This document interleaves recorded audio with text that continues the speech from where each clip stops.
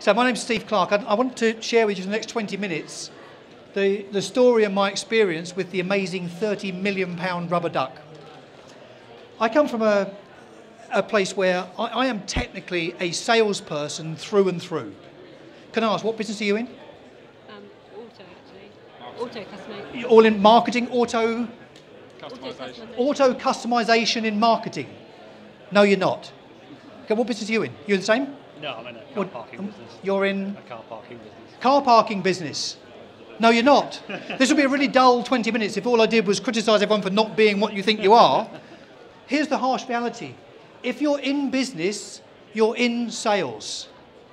One of the problems is so many people don't accept and recognise the fact that you have to be in sales, because there seems to be some dirty words, some sleazy stuff around being in sales.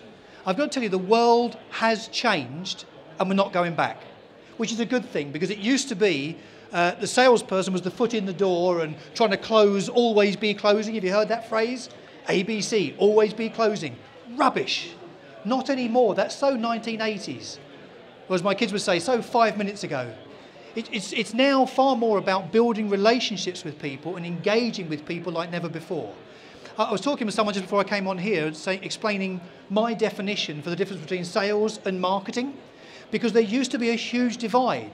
I'm going to tell you, from someone that was in sales, the big problem was people in marketing, you had all the budget, colouring in pens and no accountability. Now, I know that won't win me some friends here in marketing, but that used to be the case. But now, whatever you're doing, whether it's sales or marketing hat on, you need to be thinking about how you can engage with more people more often. Would you agree? So who here, seriously, who would like more clients, more sales and more profits in their business? Quick show of hands. Okay, some have just come for sit down for lunch, that's okay too, but most of you are serious about it. Well, here's the thing. Sales and marketing are no longer different things. Sales isn't somebody's job in business anymore. It's everybody's job. Whether you're the chief exec or you're in finance or you're in operations, you've got a role to play in sales. So I'd just like to take this one head on too, because I was talking to people at the show today who were talking about the importance of branding. Now, I believe that. I believe your brand is important. But rebranding, to me, when people rebrand, that's them designing a new logo. And do you know what happens when you design a new logo? Is that going to get you more sales? Really? Be honest? I don't think so. Rebranding is what you do when you can't sell stuff. So if you're not engaging with people properly, let me give you an example. This is the Office of Government Commerce. This is a real live scenario where the Office of Government Commerce were a government-funded operation. And they were about to lose some of their funding because not enough people were coming and buying what they had. And they wanted to demonstrate they had a real tight grip on the important things that really mattered to people. And rather than going trying to find new clients and talk to people, they decided they would rebrand. So this was the logo they had. And they spent 12,000 of our pounds on rebranding the Office of Government Commerce so they could demonstrate they had a tight grip on the important stuff. Would you like to see what they came up with? Who designs logos in here? This is genius. That's what they came up with. Does that now demonstrate they've got a real tight grip on the important things that really matter? I don't think so. Unless you take their new letterhead and you flip it on its side. Does that now show you very clearly that you've got all the important matters firmly in hand and you know what matters to us?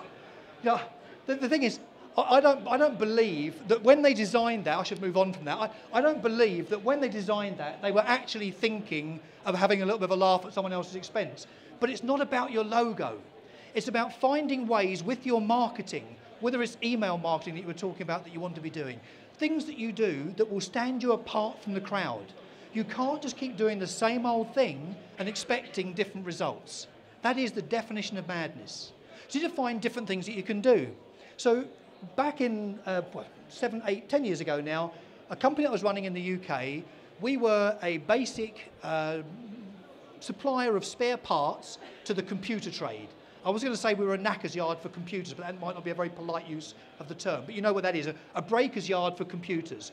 We'd break computers down, sell on the spare parts. It was a nice business, but it wasn't really sexy, it wasn't really good. And we got to a point with our business that we wanted to differentiate ourselves to other people. And we'd started working with insurance companies, handling claims for them, so that when you drop your laptop and you call Churchill Insurance then got stumped in terms of what they were trying to do in terms of managing that whole claim process, because their claims handlers didn't understand about the technical ins and outs of computers. So I got talking with one of the people at the claims office, and rather than being just a parts company supplying spare parts, we realised we could actually build a proposition to help insurance companies handle their claims. This is where the ducks come in. Because if anyone here work in insurance? You work in insurance. Okay, I'll move over this way. Or you do too. Okay, so if you work in insurance, generally speaking, the people in insurance, you could draw the avatar of most insurance people. You don't fit it. It's the grey flannel suit, the white shirt, shiny, shiny shoes, and maybe on Friday, for Dress Down Friday, comedy socks. You know that's what the insurance people like, right? So they're pretty staid in their way. And we were working with these insurance companies, but I wasn't getting on their radar anywhere near often enough for them to really make a difference with our business. And I had to try and find ways to reach the influencers or all the claims handlers at all of the insurance companies. Because I could have a meeting with one of the bosses, but then the message got diluted all the time for the people that would have to phone us for us to handle their claim for them. Are you following me on this? And so I'm thinking, okay, what could we do that was different? And in a conversation with one of the claims offices, someone said to me, so if you intervene with the claim, that means that you can actually take care of all the problems and we can duck out of IT claims problems forever. Now, how well do you listen to things? One skill we could all definitely do at honing even better is listening more and more. A good salesman does listen more than they speak. Good people in marketing will listen more than they speak. So what he just said to me was, if you're doing that for people, that's great because we can duck out of IT claims problems. And as I'm going home and then as the wine started pouring, I started to think about how much fun I could have with some rubber ducks going to insurance companies who don't have much fun. And so we basically invested quite heavily at the time then for us, but I like the idea of champagne results on a beer budget. Do you follow that analogy? I like the idea. I'm not talking about down and dirty, cheap and nasty beer that makes you just burp and not feel good. I'm thinking more about a nice crafted German beer and then maybe Dom Perignon champagne. I want big results for relatively low cost. And so we were looking at this thinking, what could we do? We could buy ads in the paper and we could advertise at people. But people just don't read the ads like they used to at all. So I had to reach them some other way, and the duck was the answer. So I spent £30,000 on buying lots and lots of rubber ducks. The people that sold the ducks just thought all their Christmases would come at once. But we ordered 30,000 ducks and we had them printed on the front that just said, duck out of IT claims problems, call the source and our free phone number printed on it. So there was a call to action, not just a logo, there was a call to action on there too. Follow that? It's quite important. And then we boxed them in a beautiful purple box with an orange lid, orange inside, and then we mailed those to over 5,000 claims handlers all over the UK. And the only thing that I regret is I wish I could have been in one of those offices when the post arrived that day. Because they'd have been floored by the whole idea, but it was to all the claims handlers, and we'd got names of people to send them to as well, so they're getting personalised, sent, open it up, rubber duck. The relevance of this is not just brand awareness, because that's some of the, again, forgive me, marketing fluff is, for me, brand awareness. I wanted to do something.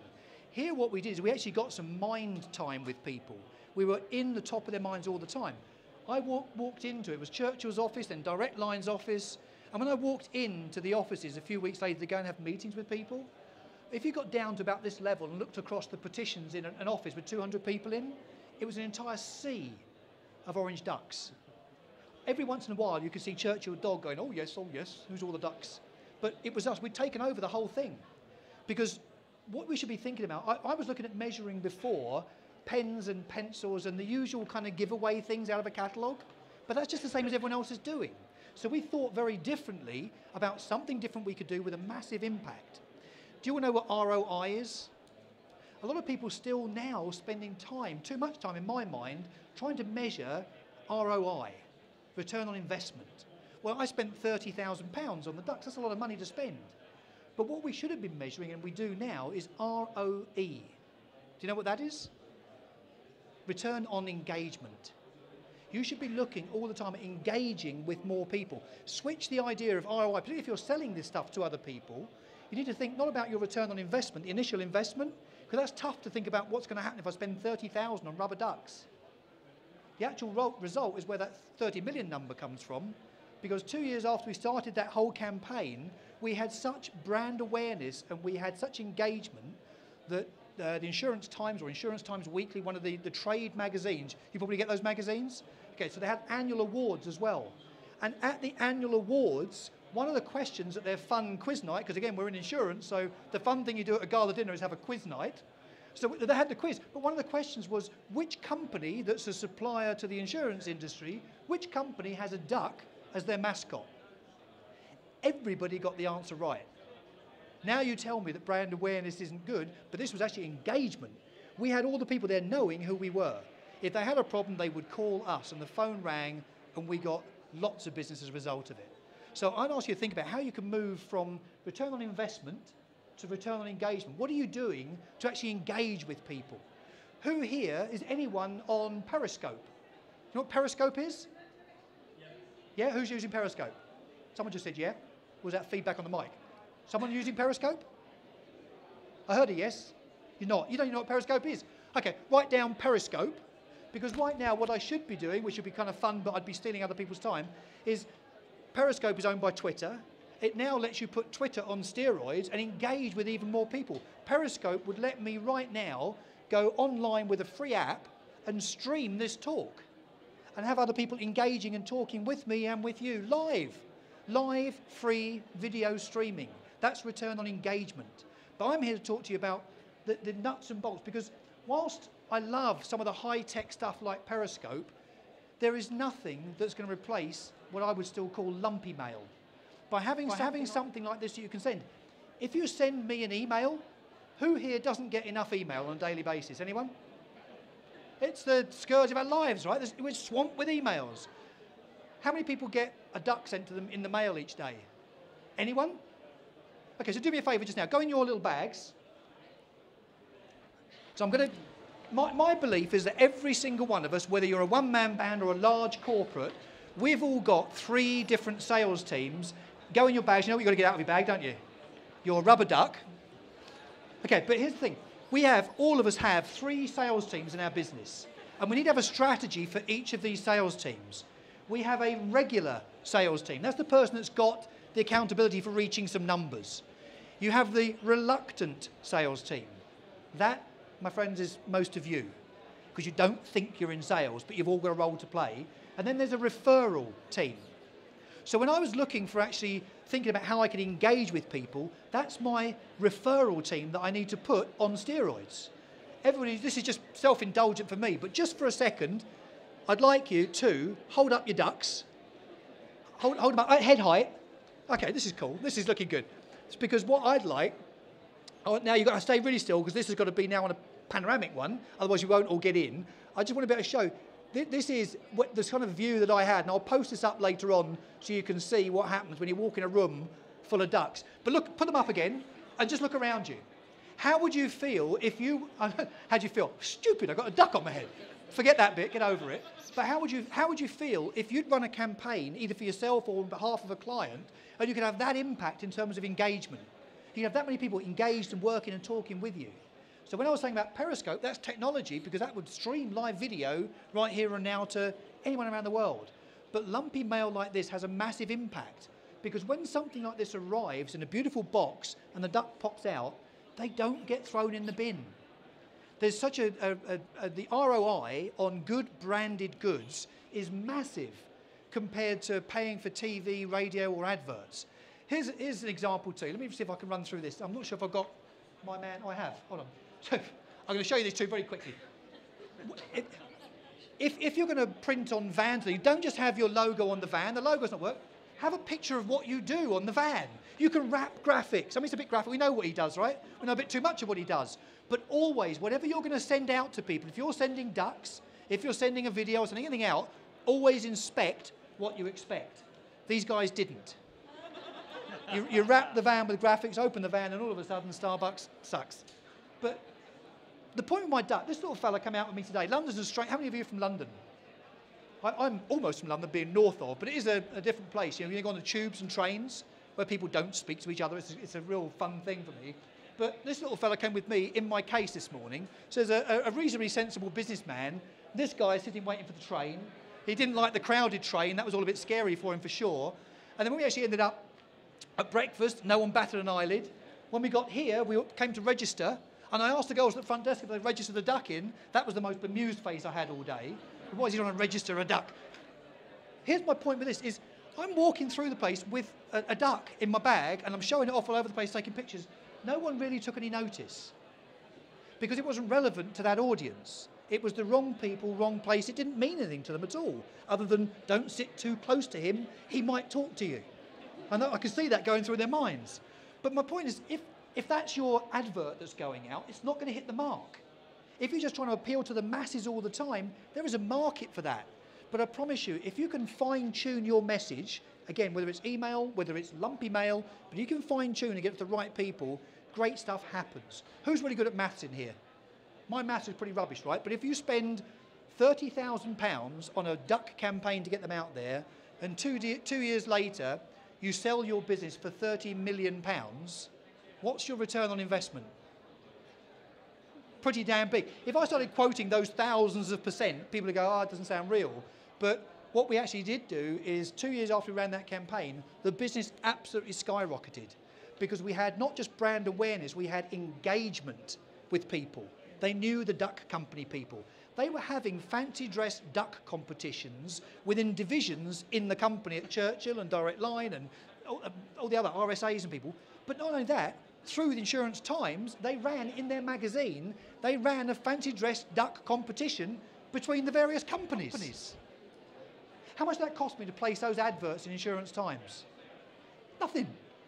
It all came off the back of being creative, so you need to find someone like a Limelight that can actually be creative with ideas rather than just, I know, we'll print some pens out. If you had pens in your pocket right now with logos on, would you know who they were? Would you feel in any way bound to want to go and tell other people about how great that pen was that came from so-and-so company? How many people do you think went home after the day at work and started talking about the ducks? Enough of them, they wanted to dress them up as Count Duckula and Doctor Who, and we had all sorts going on.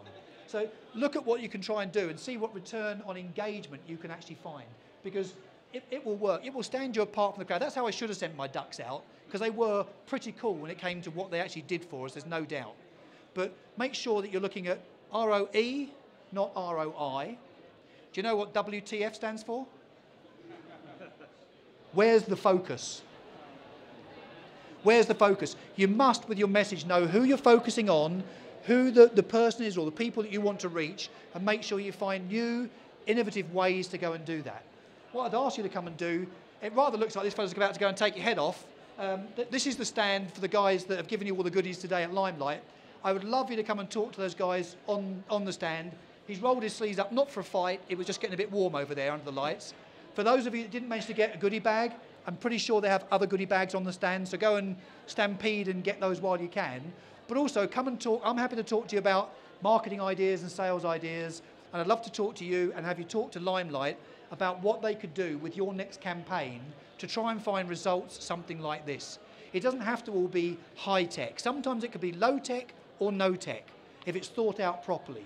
And your marketing should be a combination of all of those things. But branded goods, if you're doing it properly, can be a massive return for you on your business. So I wish you all well, and thank you very much for your time today. It's been a pleasure chatting with you. Thank you.